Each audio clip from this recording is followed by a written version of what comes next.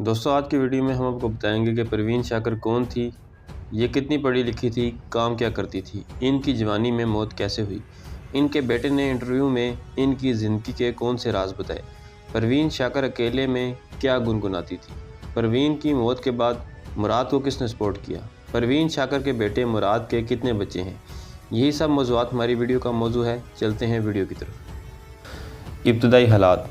26 नवंबर 1952 को पाकिस्तान के शहर कराची में पैदा हुई। आपके वालिद का नाम सैयद शाकर हसन था। इनका खानवादा साहिबान इल्म का खानवादा था। इनके ख़ानदान में कई नामवर शोरा और अदबा पैदा हुए, जिनमें बहार हुसैन आबादी की शख्सियत बहुत बुलंद बाला है। आपके नाना हसन अस्करी अच्छा अदबी ज़ौक़ रखते थे। उन्होंने बचपन में परवीन शाकर को कई शोरा के कलाम से रुशनास कराया। परवीन शाकर एक होनहार तालबा थी। दौरान तालीम वो उर्दू मुबाहिसों में हिस्सा लेती रही।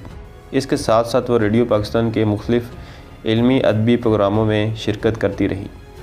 अंग्रेज़ी अदब और ज़ुबानदानी में ग्रेजुएशन किया और बाद में इन्हीं मज़ामीन में जामे कराची से MA की डिग्री हासिल की। परवीन शाकर उस्ताद की हैसियत से दर्स व तदरीस के शोबे से वाबस्ता रहीं और फिर बाद में आपने सरकारी मुलाजमत इख्तियार कर ली। हालात ज़िंदगी। सरकारी मुलाजमत शुरू करने से पहले 9 साल शोबा तदरीस से मुंसलिक रही और 1986 में कस्टम डिपार्टमेंट CBR इस्लामाबाद में सेक्रेटरी दोम के तौर पर अपनी खिदमात अंजाम देने लगी। 1990 में ट्रिनिटी कॉलेज, जो अमेरिका से ताल्लुक़ रखता है, से तालीम हासिल की और 1991 में हार्वर्ड यूनिवर्सिटी से पब्लिक एडमिनिस्ट्रेशन में मास्टर्स की डिग्री हासिल की। परवीन की शादी डॉक्टर नसीर अली से हुई, जिससे बाद में तलाक़ ले ली। अदबी खिदमत। शायरी में आपको अहमद नदीम कासमी साहब की सरपरस्ती हासिल थी। आपका बेशतर कलाम उनके रिसाले फ़नून में शाया होता रहा। तख्लीक़ात। उनकी शायरी का मौजू मोहब्बत और औरत है। खुशबू, सदबर्ग, खुद कलामी, इनकार, कफ़े आईना, माह तमाम कुलियात। परवीन शाकर की किताबें हैं। वफ़ात। 26 दिसंबर 1994 को ट्रैफिक के एक हादसे में इस्लामाबाद में 42 साल की उम्र में खालके हकीकी से जा मिली। लवाहकीन में इनके बेटे का नाम मुराद अली है। तफसीलात के मुताबिक परवीन शाकर सुबह अपने घर से दफ्तर जा रही थी कि इनकी कार एक ट्रैफिक सिग्नल पर मोड़ काटते हुए सामने से आती हुई एक तेज़ रफ्तार बस से टकरा गई। इस हादसे के नतीजे में परवीन शाकर शदीद ज़ख्मी हुई। उन्हें फ़ौरी तौर पर अस्पताल पहुंचाया गया, जहां वो ज़ख्मों की ताब न लाते हुए अपने हालके हकीकी से जा मिली। परवीन शाकर 26 दिसंबर 1994 को इस्लामाबाद में वफ़ात पा गई और इस्लामाबाद ही के मरकज़ी कब्रिस्तान में आसूदा खाक हुई। इनकी लोहे मज़ार पर इन्हीं के ये अशार कुंदा है। या रब मेरे सकूत को नगमा सराई दे, ज़ख्म हुनर को हौसला लब कुशाई दे, शहर सुहन से रूह को वो आशनाई दे, आंखें भी बंद रखूं तो रास्ता सुझाई दे। परवीन शाकर का बेटा। माँ का ख्याल हर वक्त आता है, लेकिन जब कोई त्यौहार, खुशी का या ईद का मौका हो, उस वक्त अम्मी का ख्याल ज़्यादा आता है। सब लोगों के ख़ानदान इकट्ठे होते हैं तो कमी तो महसूस होती है कि मेरी अम्मी मेरे पास नहीं है। ये कहना था सैयद मुराद अली का, जो पाकिस्तान की नामवर शायरा परवीन शाकर के इकलौते बेटे हैं। BBC से खुसूसी बातचीत में मुराद अली ने बताया कि इन्हें आज भी 26 दिसंबर की वो सर्द सुबह याद है जब इनकी वालदा एक हादसे के बायस इनसे हमेशा के लिए जुदा हो गई। मुराद अली का कहना था कि बारिश हो रही थी। अम्मी हस्बे मामूल तैयार होकर ऑफिस चली गई। तकरीबन 9:30 बजे फ़ोन आया कि आपकी अम्मी को हादसा पेश आया, आप पिम्स आ जाएँ।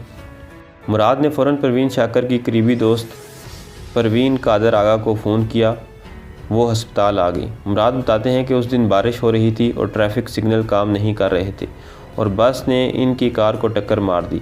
अस्पताल पहुंचने पर मुझे बताया गया, जब उन्हें लाया गया तो नब्ज़ चल रही थी, लेकिन फिर इनकी वफ़ात की खबर दी गई। परवीन शाकर की खुद कलामी।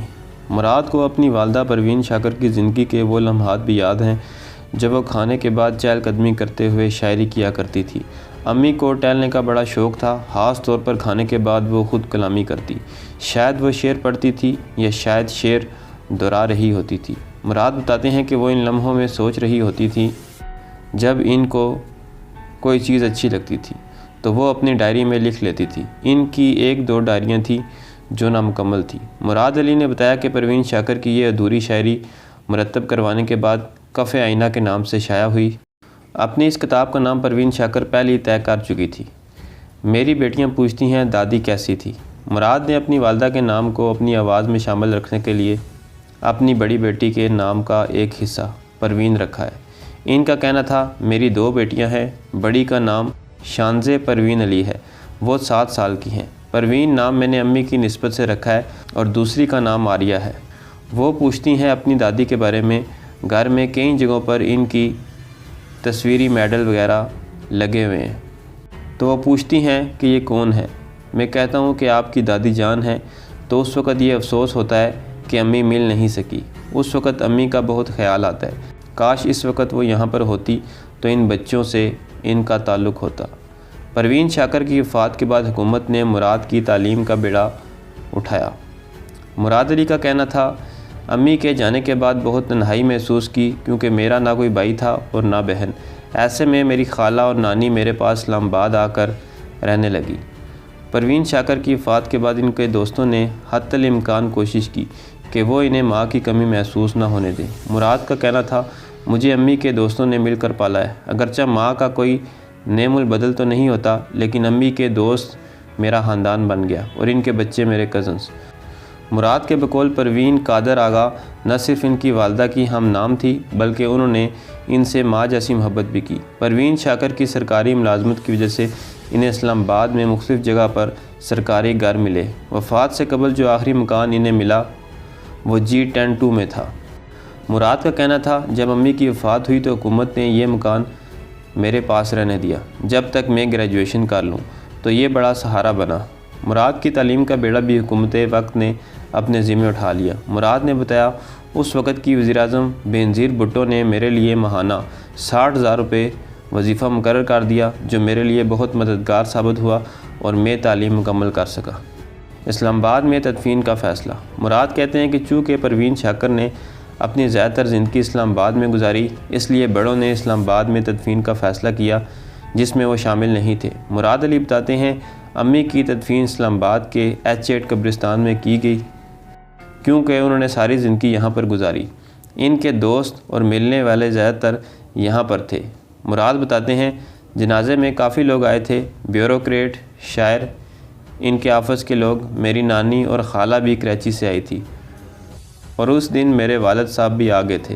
پروین شاکر ٹرسٹ۔ پروین شاکر کی وفات کے بعد ان کے دوستوں نے مل کر پروین شاکر ٹرسٹ کی بنیاد رکھی۔ اس ٹرسٹ کی چیئرپرسن پروین قادر آغا ہے، جو پروین شاکر کے دفتر میں سینئر تھی اور ان کی اچھی دوست بھی تھی۔ پروین قادر آغا نے بتایا کہ ٹرسٹ کا مقصد مراد کی پرورش تھا، اور جب وہ بڑا ہو گیا تو اب اس ٹرسٹ کا مقصد پروین شاکر کی شاعری کو اجاگر کرنا ہے۔ پروین شاکر کی موت کے بعد جو ان کا مجموعہ کلام کف آئینہ شائع ہوا، اس میں ایک نظم نما غزل نظر آتی ہے جو ان کے بیٹے مراد کے لیے لکھی ہوئی ہے۔ ان کے 2 اشعار ان کے رشتے کے اظہار کے لیے کافی ہیں۔ خدا کرے تیری آنکھیں ہمیشہ ہنستی رہے، دیار وقت سے تو شادماں گزرتا رہے، میں تجھ کو دیکھ نہ پاؤں تو کچھ ملال نہیں، کہیں بھی ہو تو ستارہ نشاں گزرتا رہے۔ تو دوستو یہ تھی میری آج کی ویڈیو پسند آئے تو چینل کو سبسکرائب کریں۔ ملتے ہیں اگلی ویڈیو میں۔ اللہ حافظ۔